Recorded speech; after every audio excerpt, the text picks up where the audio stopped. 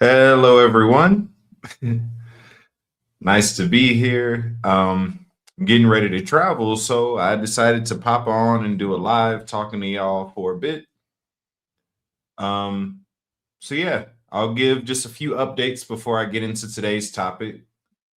So, School of the Prophets is available on the website currently, caveofmystery.org, for any prophets out there looking for teaching and training to actually walk in your calling from the perspective of the kingdom of heaven rather than just a religious operation, something that produces results and real cultivation.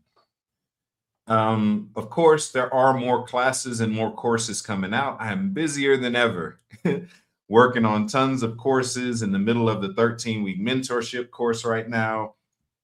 Um, I have getting ready to go to Pakistan for a crusade.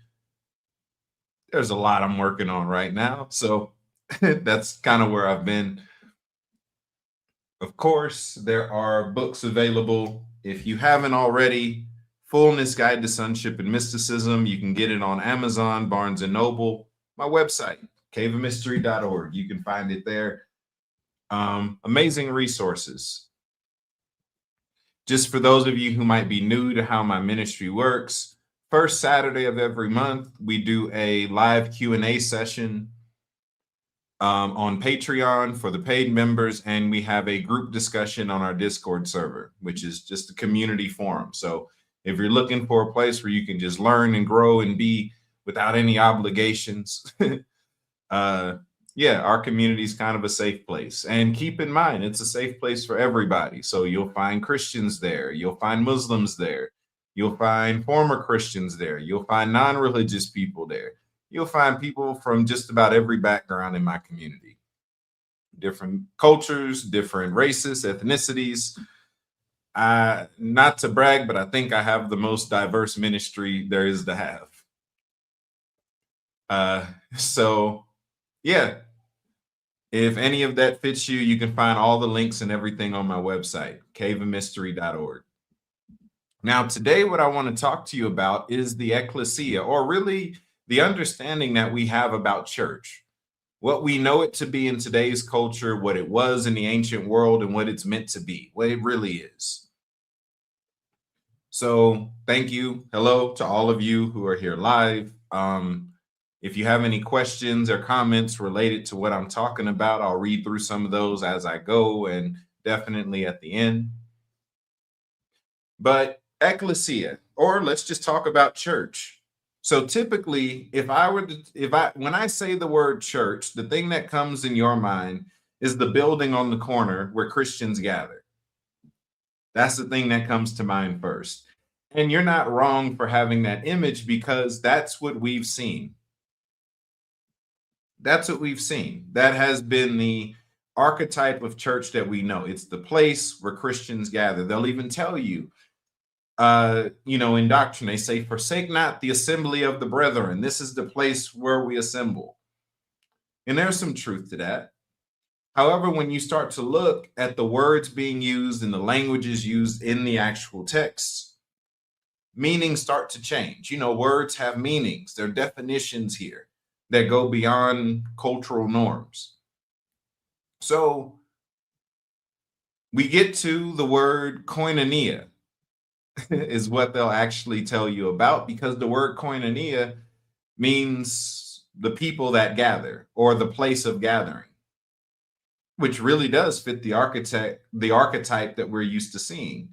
Gatherings centered around worship, centered around preaching, centered around the connection to the same deity, at least the presentation of it. So what if I told you that the original usage of church went far beyond just an assembly group? More than something that we now recognize for its weekly worship, weekly sermons. It was something more than that. Take us back to the actual Bible, right? The story, the time period of Yeshua. He asks his disciples a question. He says, who do men say that I am? They say, oh, some say you're this, some say you're that. It's great. And after that, he says, who do y'all say that I am? And Peter answers and he says, oh, you're the Son of the living God. You're this and that. He says, Spirit revealed that to you. He says, on this revelation, I will build my church, is what it says in English. But the word used there is ecclesia, which is a very powerful word, which really changes everything. Because I want you to know that he didn't create a church in the way that we have it.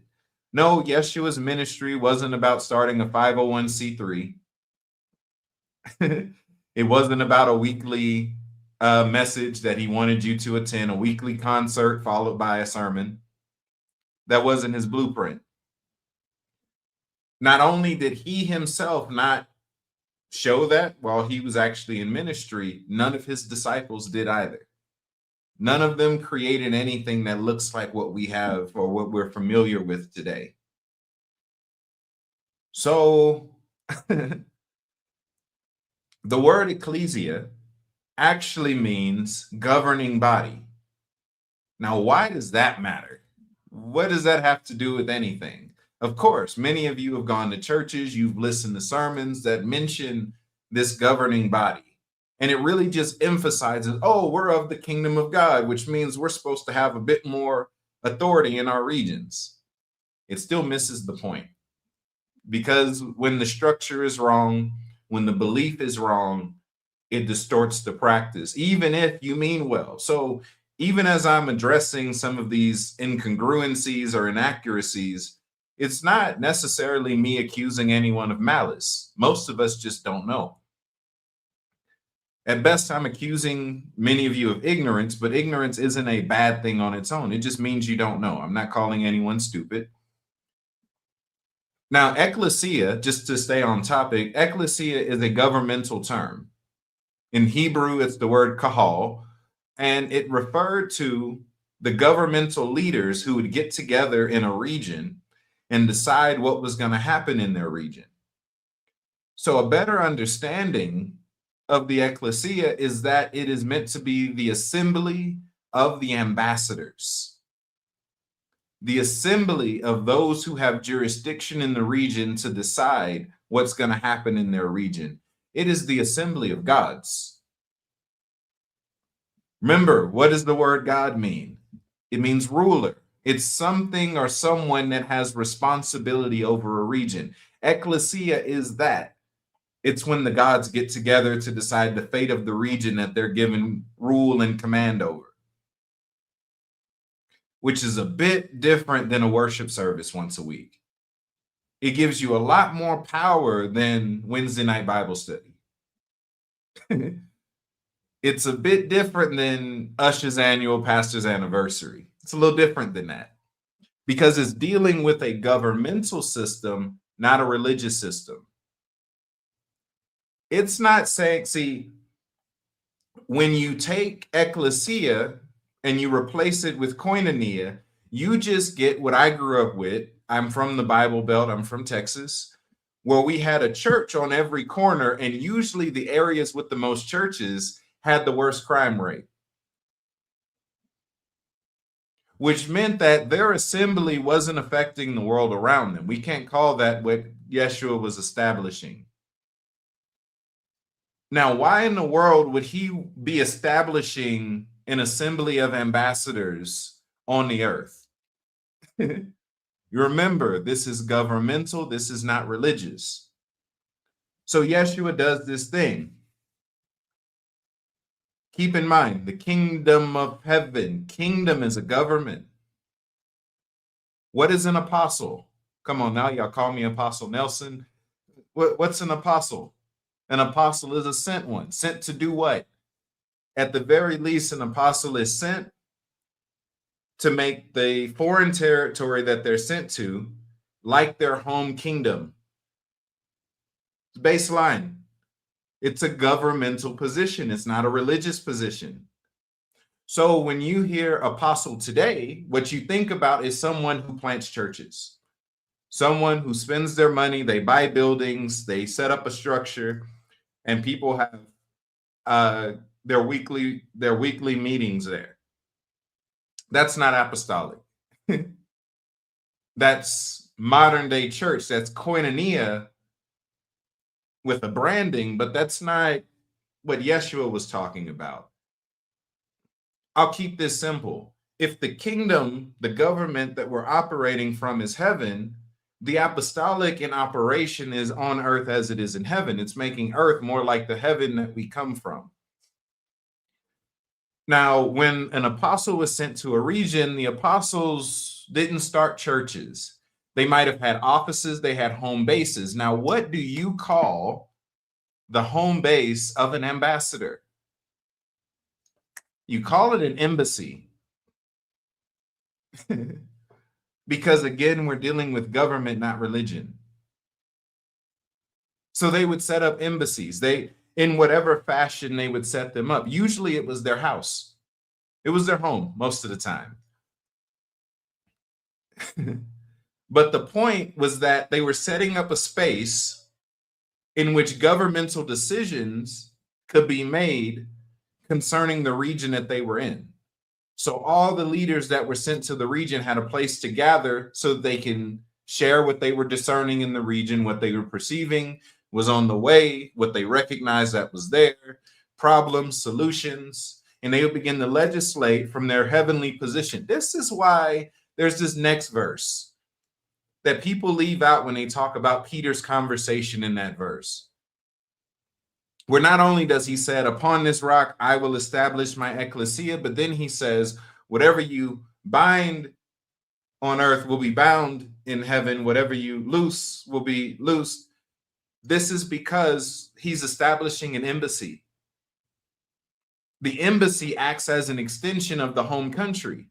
What happens in the embassy is pretty much the same as if that government was there.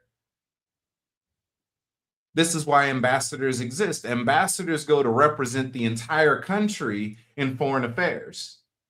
So the office of those ambassadors, it's the same as the whole country meeting in a foreign territory. A little country within a country. I like the way you said that. So an understanding, and I agree with Dr. Miles Monroe on this, is that as an ambassador, you're not just someone in the government. You, as far as the rest of the world is concerned, you are the government. You're the whole thing.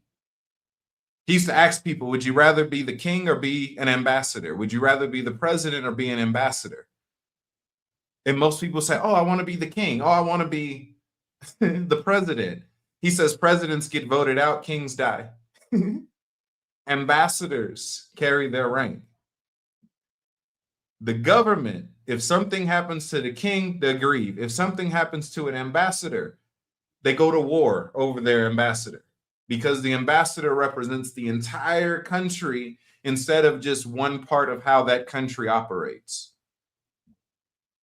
So again, we're dealing with government. This is not religious stuff. I'm using words that you're used to hearing in a religious setting, which is why I'm doing it. Because at some point, we have to get used to knowing the right thing and then doing the right thing. It does us no good if we know these words mean something different, yet we continue to do what we grew up doing.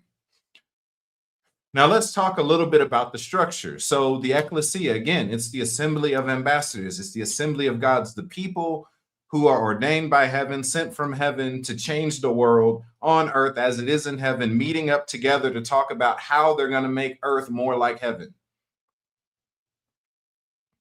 And then they go out and do it. Now, what did that look like? Because I believe that's the part that we're missing. There's no way, if the pattern that we grew up under was working, it would have worked. The crime rate wouldn't be worse in the areas with more churches. That's because you set up koinonias instead of ecclesias. Ekklesia means that heaven actually manifests itself on earth in that region. And ecclesia has the ability to say, we don't have a drug problem in this region, and the drug problem leaves. Koinonia, at best, can host prayer meeting and ask that their God go and do something about it because they don't have any authority in themselves. Koinonia, so okay, let me help y'all out. So Ekklesia is a government bid. It's a government building. It's a government institute. Koinonia is a fan club. Now, it doesn't matter how great you rise within a fan club, that doesn't equal your proximity to the person that you're fanning over. It gives you no rank, it gives you no pull, it gives you no leverage in the world. You could be the president of the fan club and have nothing to do with what the actual person or thing that you're fanning over is doing. And that's what we have. We built fan clubs on every corner instead of governmental institutes, governmental outlets.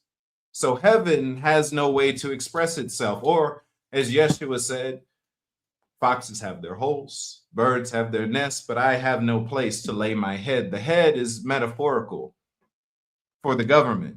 He says, I have no place to lay my government down. Plenty of fan clubs, no governmental outlets.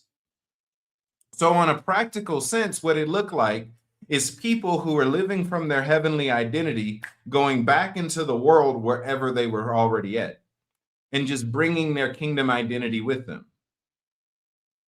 So something that became very popular, if it wasn't already, it got more popular around 2020 when the pandemic happened, was hearing people say, oh, well, the church was never the building anyway. The church is now leaving the building. We're going to go be the church. You are the church. It's not the building. It's not the four walls.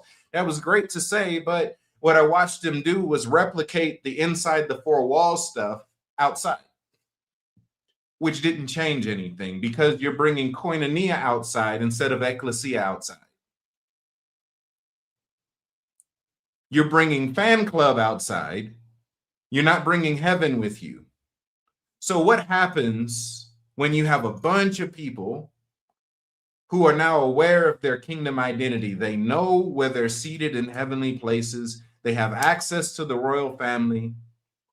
They are making earth like heaven. What happens when you take those people and instead of them being confined to be great one day out of the week, maybe two, Sunday and Wednesday, what happens when you take those people and instead of confining them to be their greatest in that one space, you then send them out into the world wherever they're already going? Let's keep it biblical, right? For some reason, people think I don't read the Bible. No, look, I promise, my Bible's bigger than y'all's. Mine has 183 books in it. I've read books your pastor probably don't know exist. But we can keep this thing biblical when talking about this. It's okay. These are okay. The same Paul that was healing the sick, raising the dead, casting out devils, was doing these things at regular places. Paul didn't have a church as we would see today. Paul wrote some books in jail. He wrote some books under house arrest.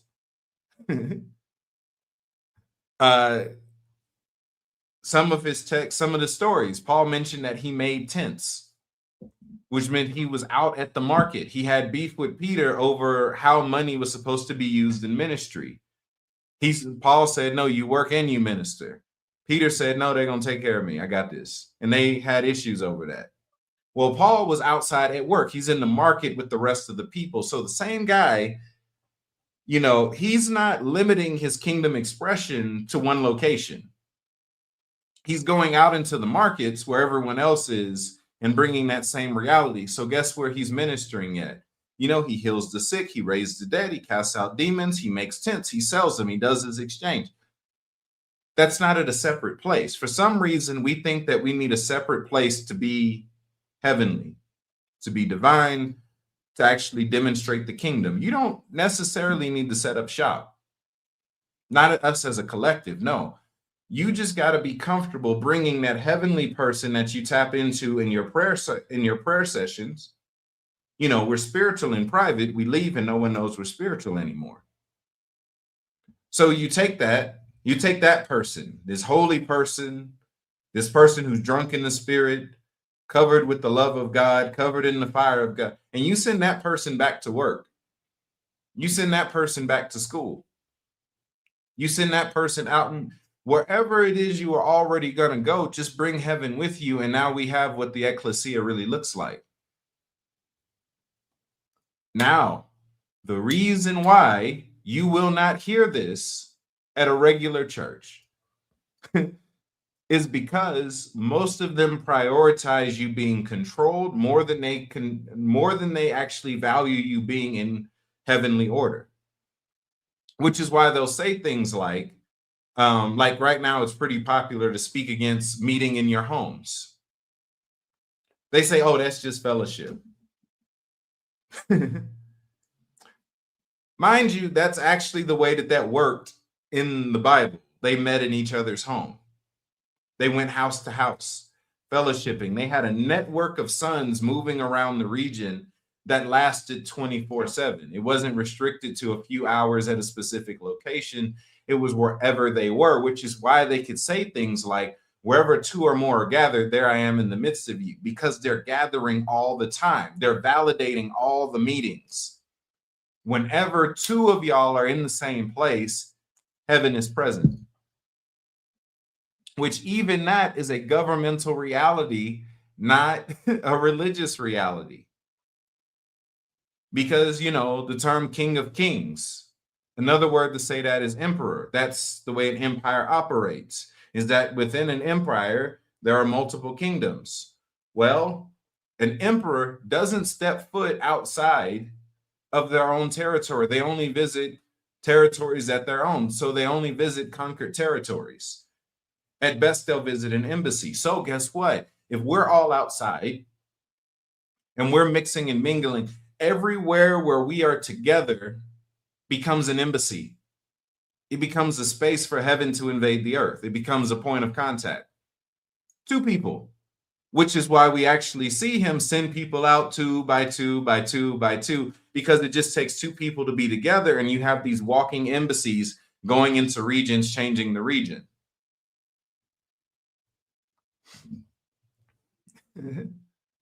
So yes, I agree. This is teamwork. We get together, but we also have technology.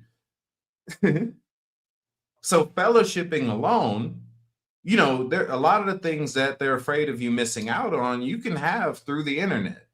Y'all can hear me just fine. Hearing me doesn't change. If I'm in a physical building and you come hear me live, I sound the same. Hearing me isn't it. Giving instruction, teaching and training, that doesn't change. I've been able to teach and train more people online than I could ever do in person, which is why I got all these courses coming out. Like I said, School of the Prophets is already out for those of you. School of a bunch of stuff coming out soon. So it reminds me of an old church song, Vacation Bible School, right? This little light of mine. It's supposed to go outside and shine.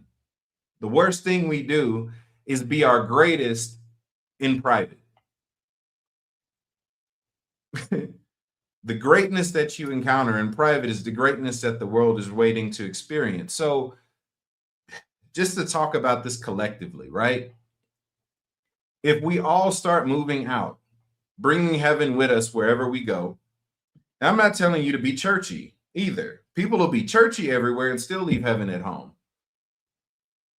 Go to work, you done got anointing oil all over the office, got worship music playing loud in the office. Praying in tongues loud at the office. Prayer shawl on in the business meetings, just weird. And heaven isn't invading the space, but they're getting to watch you exercise your freedom of religion. That's all that's happening. No, they actually need you to be heavenly. They need the fire. They need the goosebumps. They need the trances. They need all that stuff in their world. The God you meet is the one they need to meet, and you got to be the delivery driver. The heavens that you're seated in, they're supposed to meet when they meet you. So we're leaving heaven at home and then just telling people about it.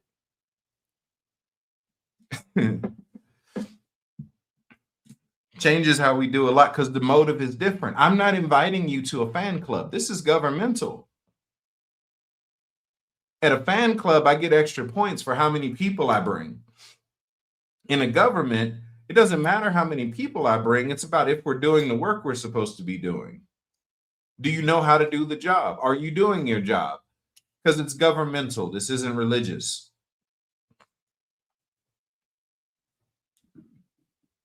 So yeah, you'll find a lot of leaders who speak against you actually going out to be kingdom. That's because it's their framework is Coinoia instead of Ekklesia. So the best that we'll find in the usual, it became a trend a few years ago where they do church the exact same way as all the other churches, but they say, I'm not religious because I have miracles. I have power over here. And I'm like, no, you're still religious if you're doing Coinoia. You're doing fan club instead of government. That's the problem. You're assembling to fan instead of assembling to legislate. The structure is based around that. This is why at any moment, if the criticism becomes too high, they say, let's just focus on Jesus. Not because that solves anything, that actually leans back on the subconscious culture, which is the fan club. Let's not forget who we're a fan of. Yeshua never told you to make him that important, not on that level. He never did that. Instead, he equipped us, and he equipped and sent people out to go do those very same things. He established government, not fan clubs. He ran off his fans. What makes you think he wants more of them? He asked them to eat his body and drink his blood, which was really just an invitation to be what he is, to walk as he is. He ran all his fans off. Koinonia left.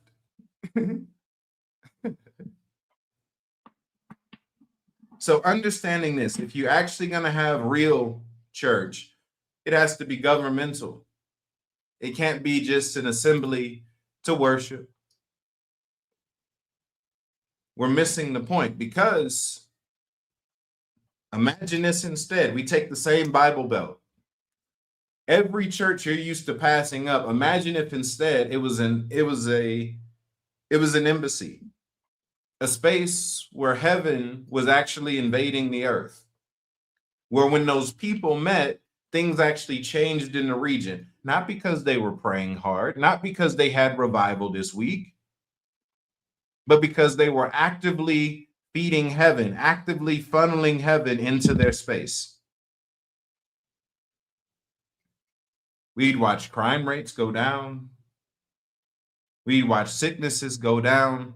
There was few people in history I can record actually manifesting heaven on such a level that they impacted pop culture. John G. Lake was such a good healer. He opened up healing rooms and eventually hospitals closed down. And his city was known as the healthiest city at that time. Mariah Woodworth Etter. Whenever she would go into a city and she finished ministering, the hospitals would close down because people were healed, and the prisons would shut down because people weren't committing crimes anymore. They'd watch health increase and crime decrease when they went into regions. So imagine you take all the churches we're used to seeing, remove those and turn those into embassies. Heaven's actively funneling in. This on earth as it is in heaven stuff doesn't take as long anymore. Because we're no longer inviting people to be a part of our fan club.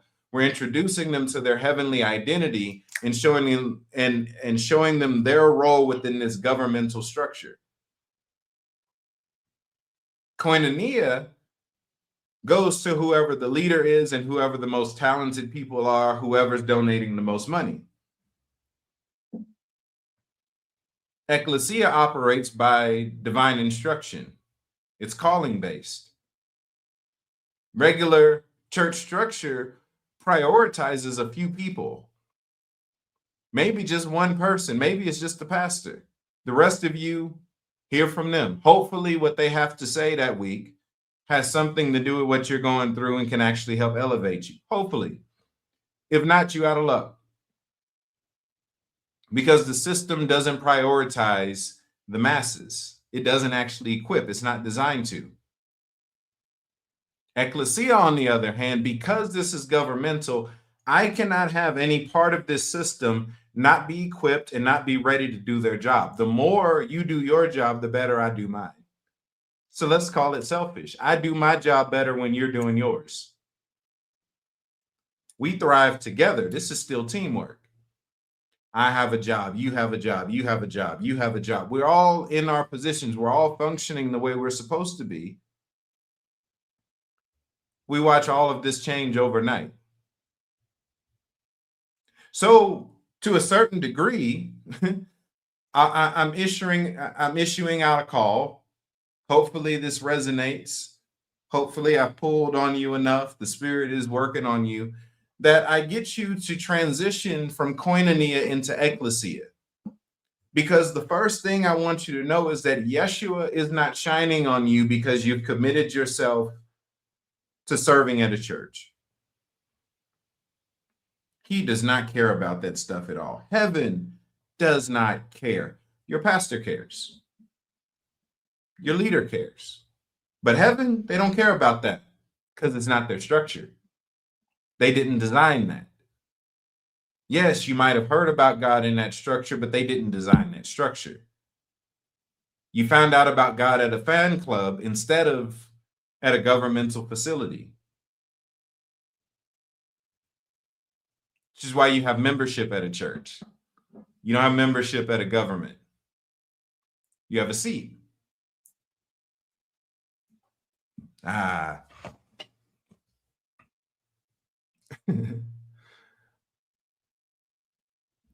Let me read some of these comments.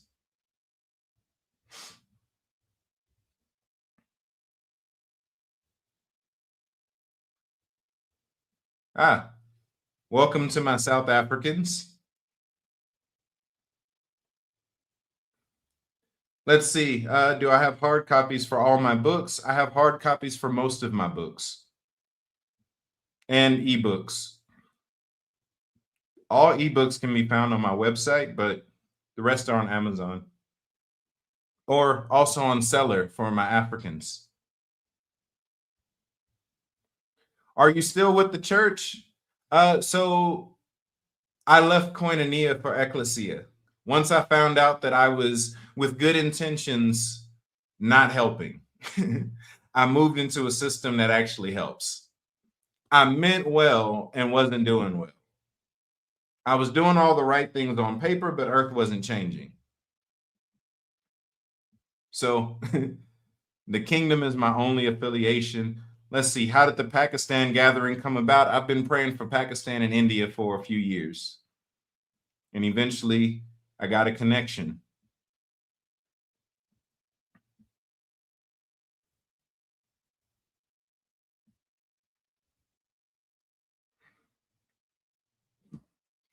Okay, I answered that while I was teaching. I saw your Raising the Dead video. Amazing. Yeah, now the goal is to go into number 11. 10 dead raisings now.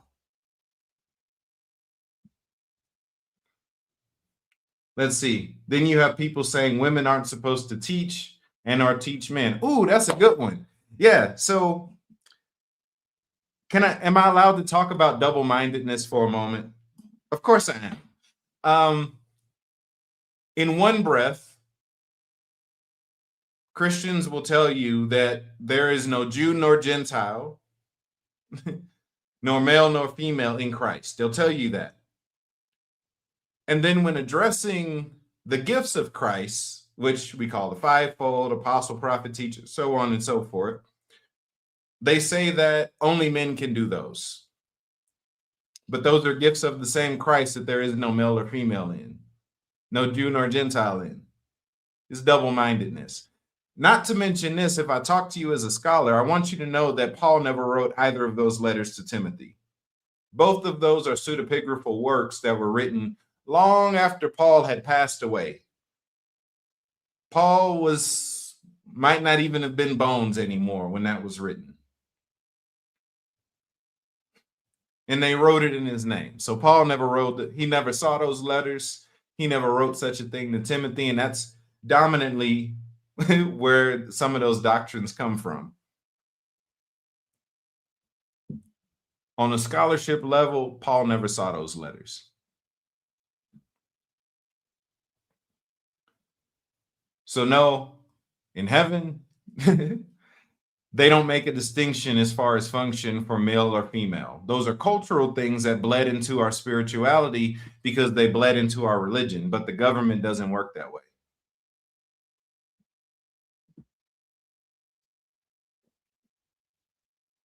Do you see any groups of people becoming ecclesiastical while remaining a member of a traditional church?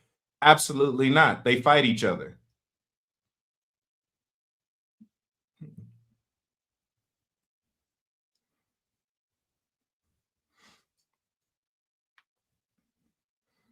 In certain cases, you're dealing with us not understanding the culture of their time. There's multiple ways to understand scripture. You have eisegesis, exegesis, you have contextualizing.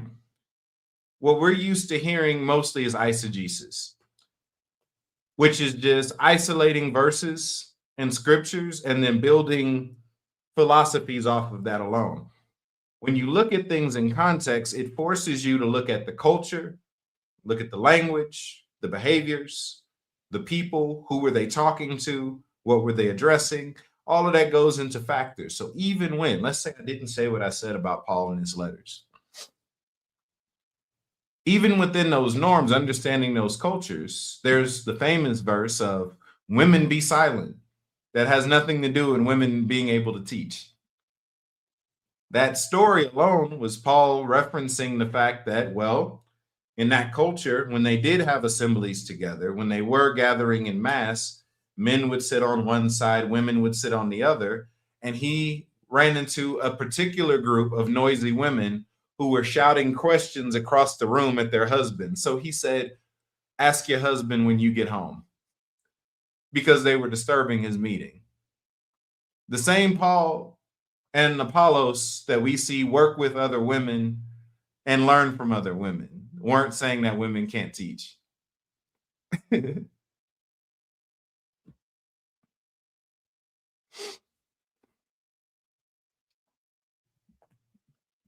Let's see.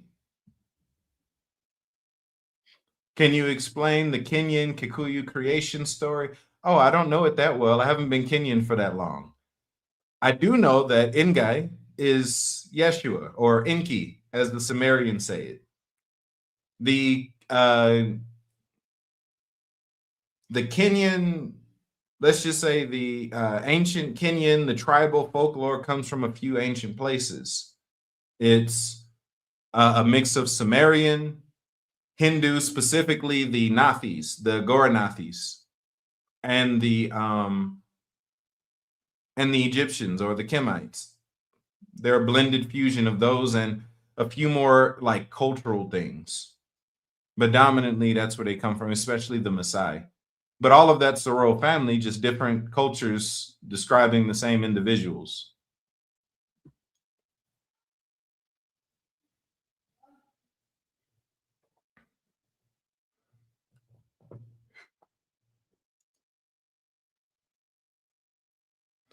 Let's see, does the concept of colonizing Earth or regions and cities on Earth with the way of heaven apply here? Absolutely. It just doesn't fit a Christian nationalist idea of forcing everyone in. No, no, no. We don't do this by force. We do this by performance. We do this by resource, by actually being a resource, by actually manifesting heaven. I want you to know I don't debate. I've outperformed. I've just outperformed my competitors. I've been for years. So I haven't had to be aggressive in my approach because I'm actually working with heaven. So one of the most common things I get from people all the time, which is really my only alibi, people say, that was tough to hear, but the Spirit said you were right. I disagreed and it offended me, but Holy Spirit said that was true. When you're actually working with the royal family, you're getting your information from them, you're actually patterning things and sharing heaven. Heaven helps. So while it does happen to mirror certain other theological frameworks, the actual process is so much different. This is done through love, not through aggression.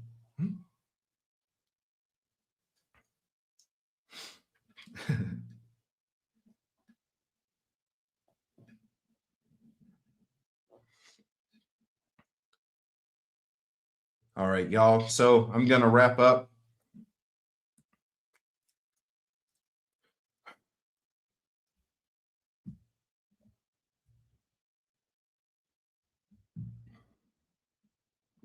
All right.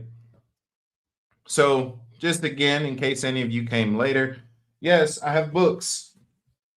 The main one that you need to get if you don't have it is Fullness Guide to Sonship and Mysticism. Available on Amazon, Barnes and Noble. You can get it off my website. At least the ebook version of this you can get off my website. This book answers most of the questions y'all ask me on a regular basis. This is a textbook that really helps you streamline your journey into walking in the kingdom, getting the same results I've been getting for almost a decade now. Learning how to hear God, see God, visit heaven, manifest heaven, get all this stuff.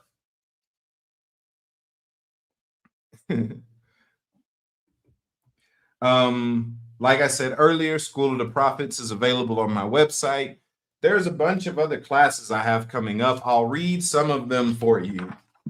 Thank you to the young lady. I'm sorry I forgot your name, but you gave me this at Dunamis Day. I've been using it to work on courses. So thank you. So we got School of the Prophets, Apostles, Teachers. We got a healers class, School of the Evangelists, School of Pastors, a deliverance course, sonship basics, sonship for kids, because I get asked about how to train kids for sonship all the time. Detoxing Christianity, because there's a lot of toxic stuff that we got from church culture that had nothing to do with the Bible, had nothing to do with heaven.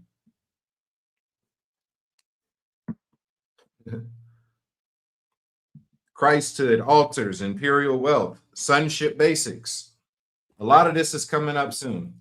So give me a little bit of time. I'm actively building curriculums for all of these things as we speak. And as they finish, they'll be available on the website. So for those of you looking, one of you asked name of the book, it is Fullness, Guide to Sonship and Mysticism. Let's see. There we go.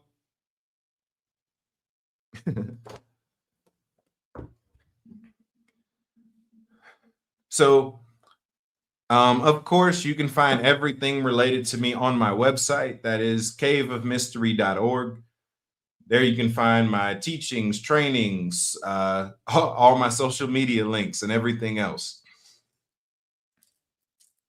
We do a lot in Cave of Mystery, and more is coming soon. I've had to adjust everything to incorporate all of y'all. And pretty soon, there is a major announcement. Hopefully, I get to make it next month. We're working hard to make sure it's finished, but working on something physical in Kenya that'll give y'all a reason to visit.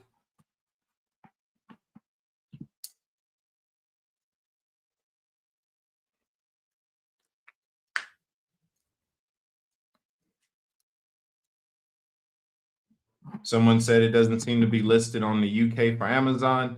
That happens sometimes. It shows up and sometimes it doesn't, but it's always on Barnes and Noble.